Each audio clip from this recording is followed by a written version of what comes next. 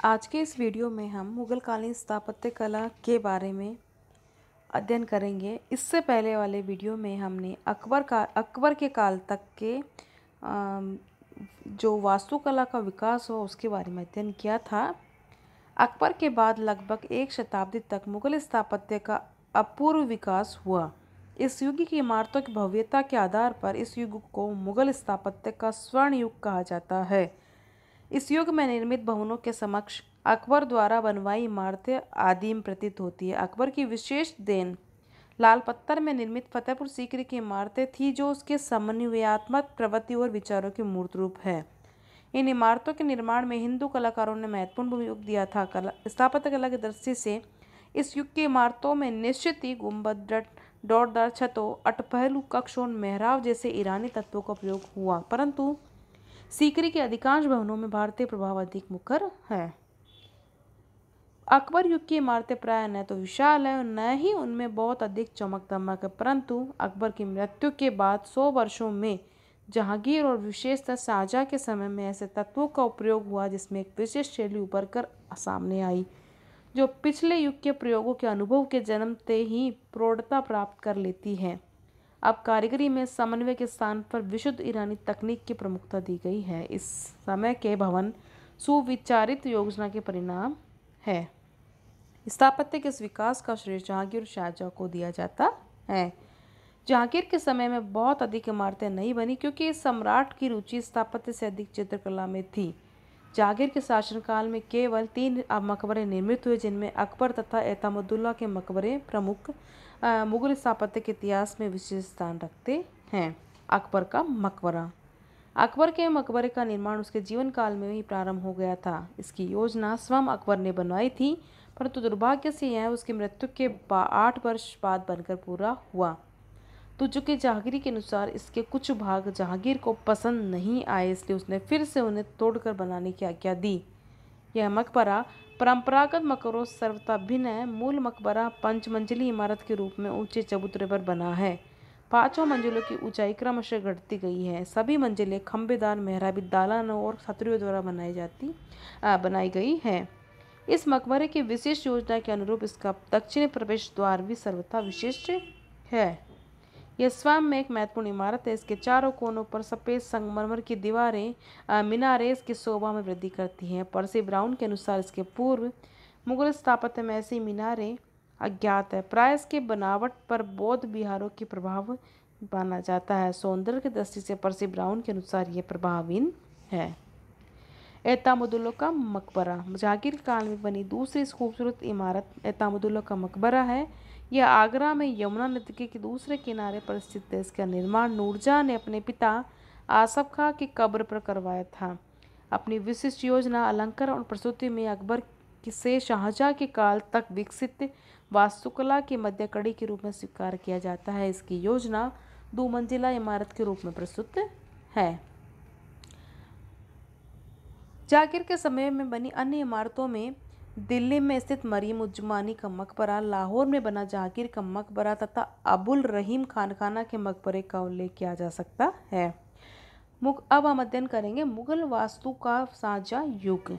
मुगल स्थापत्य के इतिहास में शाहजहां का युग बहुत महत्व का है। इस युग में कई नई तकनीकों का प्रारंभ हुआ। इस युग की इमारतें ईरानी शैली से बनी, हल्की और अत्यंत अलंकृत है। जो कार्य ईरान में ईंटों से किया जाता था, वही काम भारत में पत्थर में किया जाने लगा। शाहजहां द्वारा बनवाई गई अधिकांश इमारतें आगरा और दिल्ली में हैं। इनमें भी ताजमहल को छोड़कर शेष आगरा और दिल्ली के लाल किले में बने शाही आवास और दरबार के काम में आने वाली इमारतें हैं। शाहजहां ने दिल्ली की जामा मस्जिद के अतिरिक्त अन्य किसी मस्जिद का निर्माण नहीं कराया। शाहजहां द्वारा बनवाए जाने के कारण आगरा और दिल्ली की इमारतें योजना और शैली में लगभग एक जैसी हैं। आगरा के किले में दीवाने खास, खास महल, शीश महल, मुसमन बुर्ज, अंगूरी बाग, मच्छी और मोती मस्जिद का निर्माण हुआ। तो दिल्ली के लाल किले में दरबार आम, दरबार खास, शाही महल, शाही संग्रहालय, राजकीय कक्ष, रसोईघर, अस्तबल, नौबतखाना तथा बेगमों के रहने के लिए अलग से मोती महल, हीरा महल, रंगमहल बनवाए गए। शाहजहां ने इस किले की अधिकांश शाही इमारतों को तोड़कर फिर से निर्मित करवाया। स्थापत्य की दृष्टि से इस किले में स्थित शाहजहां द्वारा बनवाई गई 3 मस्जिदें महत्वपूर्ण हैं। इसमें एक खास महल के सामने बनी है, देखने में साधारण सी संगमरमर में बनी है मस्जिद निजी तौर पर बादशाही की नमाज के लिए बनाई गई प्रतीत होती है। दूसरी मस्जिद नगीना मस्जिद है, जैसा नाम से स्पष्ट है स्थापत्य की दृष्टि से इसे मस्जिदों में नगीना कहा जा सकता है कि यह इमारत आकार में छोटी और संपूर्ण रूप से संगमरमर में बनी मोती मस्जिद जैसी प्रतीत होती हैं।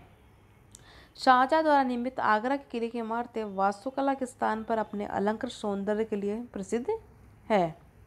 दिल्ली का किला। शाहजहां ने आगरा के किले में पुरानी इमारतों को तोड़कर नई इमारतें बनवाई, लेकिन दिल्ली में उसने स्वतंत्र रूप से अनेक इमारतों का निर्माण करवाया, जिनमें दिल्ली का किला ही शेष है। यह किला लाल पत्थर से बना होने के कारण आधुनिक युग में लाल किला कहलाता है। इसकी योजना चतुर्भुजाकार है। ये चारों ओर से परकोटों से घिरा हुआ है, जिसमें 3 प्रवेश द्वार है। स्थापत्य की दृष्टि से मुख्य द्वार दर्शनीय है। शाहजहां ने इस किले के अंदर शाही आवास और उपयोग के लिए अनेक इमारतों का निर्माण कराया। केंद्रीय सहन में सबसे महत्वपूर्ण इमारतें हैं दीवाने खास और दीवाने आम। दूसरी इमारतों में मोती महल, हीरा महल और रंग महल का उल्लेख किया जा सकता है। ये सभी एक जैसी शैली की इमारतें हैं। इमारतों के एक सिरे से दूसरे सिरे तक छोटी छोटी नहरें बनी हुई हैं, इसलिए इस कक्ष की दीवारों पर लिखा हुआ है कि अगर पृथ्वी पर कहीं स्वर्ग है तो यह यहाँ है। लाल किले की इमारतों के अतिरिक्त शाहजहां ने दिल्ली में जामा मस्जिद का निर्माण भी करवाया था। ताजमहल। स्थापत्य के क्षेत्र में शाहजहां की सर्वोत्तम उपलब्धि उसके द्वारा बनवाया गया अपनी बेगम अर्जमंद बानो का मकबरा है, जो ताजमहल के नाम से प्रसिद्ध है।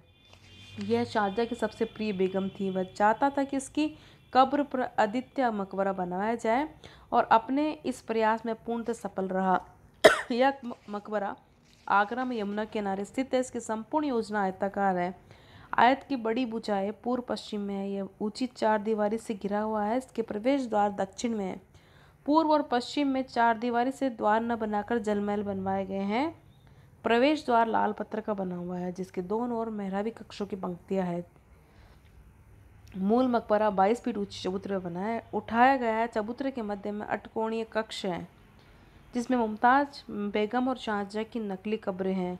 कक्ष के ऊपर दोहरा बल्बाकार गुंबद है, जो चारों ओर पर 4 छोटी छोटी छतरियां हैं। संपूर्ण इमारत की ऊंचाई 187 फीट है। योजना की दृष्टि से मकबरे का रूप बहुत साधारण है। इमारत के चबूतरे के चारों कोनों पर 4 पतली मीनारें उठाई गई है। कक्ष के प्रत्येक भुजा में एक विशाल मेहराब बनाई गई है। मुगल स्थापत्य के इतिहास में शाहजहां के बाद औरंगजेब को न तो इमारत बनवाने में रुचि थी और न चित्र लिखवाने में। वह कट्टर मुसलमान था। उसने बहुत थोड़ी सी इमारतें बनवाई, जिसमें मुगल कला का आस दिखाई देता है। अब हम मुगल स्थापत्य का मूल्यांकन करेंगे। मुगल कला तत्कालीन सम्राटों के व्यक्तित्व अथवा रुचियों से बहुत प्रभावित हुई है। चित्रकला और स्थापत्य के क्षेत्र में तो यह प्रभाव बहुत स्पष्ट है। अकबर से लेकर औरंगजेब के समय तक इस युग में अधिकांश इमारतों का निर्माण शाही आज्ञा से हुआ। इनकी योजना और स्वरूप का निश्चय करते समय इस बात का ख्याल रखा गया कि सम्राट क्या चाहता है, उसकी पसंद कैसी है। यह बात विशेषतः अकबर जहांगीर के संदर्भ में बहुत सत्य प्रतीत होती है। अकबर का व्यक्तित्व बहुत प्रभावशाली था और वह न तो धर्म के क्षेत्र में मुल्ला मौलवियों के प्रभाव करता था और न ही राजनीतिक क्षेत्र में। उसने शासन में भी प्राय हिंदुओं में सहयोग प्राप्त करने का प्रयास किया। उसकी इमारतों के निर्माण में मुस्लिम और भारतीय दोनों वर्गों के वास्तुकारों का सहयोग प्राप्त किया। ऐसा प्रतीत होता है कि भारतीय शिल्पियों और संग तराशों ने बड़ी उन्मुखता से कार्य किया था। उन पर किसी प्रकार का बंधन नहीं था, इसलिए तत्कालीन इमारतों में ईरानी तकनीक के स्थान पर भारतीय तकनीक का अधिक प्रयोग किया गया है। दूसरे शब्दों में इमारतों में ईरानी स्थापत्य के अंगों, गुंबदों, मेहराबों और अष्टकोणीय कक्ष के स्थान पर सहतीर, तोरण, ब्रैकेट, मकरमुखी स्तंभों और छज्जों जैसे भारतीय वास्तु अंगों का प्रभुत्व दिखाई देता है। अकबर के विपरीत उसका पुत्र जहांगीर स्थापत्य के स्थान पर चित्रकला में अधिक रुचि रखता था, इसलिए उसके समय में बहुत कम इमारतों का निर्माण हुआ। परंतु जो भी इमारतें इस युग में बनी वह शुद्ध ईरानी शैली की है और उन पर चित्रकला का प्रभाव स्पष्ट है। एतामुद्दौला के मकबरे के दीवारों और फर्श की सूक्ष्म रंग बिरंगी चढ़ाई के बेलबुटों और डिजाइन पर तत्कालीन चित्रों के हाशियों के में बने रूपों का प्रभाव देखा जा सकता है। जहांगीर सौंदर्य को उपासक था। इसलिए उसके समय की इमारतें श्वेत संगमरमर में बनी हल्की ललित कोमल और सतरंगी पत्थरों तथा मूल्यवान रत्नों की जड़ाई से युक्त है। शाहजहां ने श्वेत पत्थर की इमारती परंपरा का विकास किया। वास्तुकला में उसकी गहरी अभिरुचि थी। इस समय की प्रत्येक इमारत पर उसके व्यक्तित्व की छाप है। इसका जीवन दो विभिन्न मूल्यों के बीच झूलता रहता था। उसके जीवन का सबसे बड़ा दुर्गम ऐश्वर्य का प्रदर्शन और अहंकार कला के लिए वरदान सिद्ध हुआ। उसकी प्रसिद्धि का मूल कारण उसके ऐश्वर्य और वैभव था। दरबार में आने पर वह हीरे मोतियों से लदा दिखाई देता था। इस युग में बनी इमारतों में भी शाहजहां की अभिरुचि, शान शौकत तथा उनके सूक्ष्म अलंकरण और निश्चित योजना में दिखाई देती है। शाहजहां के वैभव ने उसकी इमारतों को सुंदरता प्रदान की। अकबर और शाहजहां में जीवन का आनंद लेने तथा कला रसास्वादन की प्रवृत्ति थी, परंतु औरंगजेब इस्लामी सिद्धांतों के अनुरूप जीवन व्यतीत करना चाहता था। मुगल स्थापत्य के पूर्व चरण में इमारतों के निर्माण में लाल पत्थर का प्रयोग किया गया था, परंतु शाहजहांकालीन दूसरे चरण में श्वेत पत्थर का प्रयोग किया जाता है। संगमरमर लाल पत्थर की अपेक्षा कोमल पत्थर है, इसलिए इस युग में इमारतें अधिक परिष्कृत और सौंदर्यमयी हैं। यदि इमारतें बनाने में कहीं लाल पत्थर का प्रयोग किया भी गया तो अधिकांश स्थानों पर उस पर सफ़ेदी चढ़ा दी गई है। इस युग में इमारतें मुख्यतः ईरानी शैली में बनाई गई। दोहरा गुंबद, दांतेदार मेहराब तथा डॉटदार छतों का बहुतायत से प्रयोग किया गया। इस पर भारतीय स्थापत्य का तकनीकी प्रभाव नगण्य सा है। यह आश्चर्य की बात है कि जहांगीर के समय में गुंबद का प्रयोग नहीं किया गया। न तो अकबर के मकबरे पर गुंबद दिखाई देता है, न तमुद्दुल्ला के मकबरे पर है। शाहजहां के युग में वास्तुकला का गहन महान विकास हुआ। आगरा तथा दिल्ली की महल दीवाने आम, दीवाने खास शैली और योजना में एक जैसे। अलंकरण में ईरानी शैली का प्रभाव इस समय प्रत्येक इमारत पर दिखाई देता है। ईरान में ईंटों पर रंग बिरंगी चमकदार टाइलें लगाकर इमारतों को रंगीन बनाया जाता था, परंतु भारत में रंगीन टाइलों का स्थान बहुमूल्य पत्थरों और रत्नों ने ले लिया, जिन्हें संगमरमर की श्वेत भूमि पर बड़ी सूक्ष्मता से जड़ा गया है। अलंकरण में ईरानी प्रभाव इतना अधिक है कि आगरे की जामा मस्जिद की गुंबदों के ऊपर भी लाल सफ़ेद पत्थर की लहरियां बनाई गई हैं। इस समय की इमारतें विशाल और भारी होने के स्थान पर छोटी, ललित, हल्की और कोमल प्रतीत होती हैं।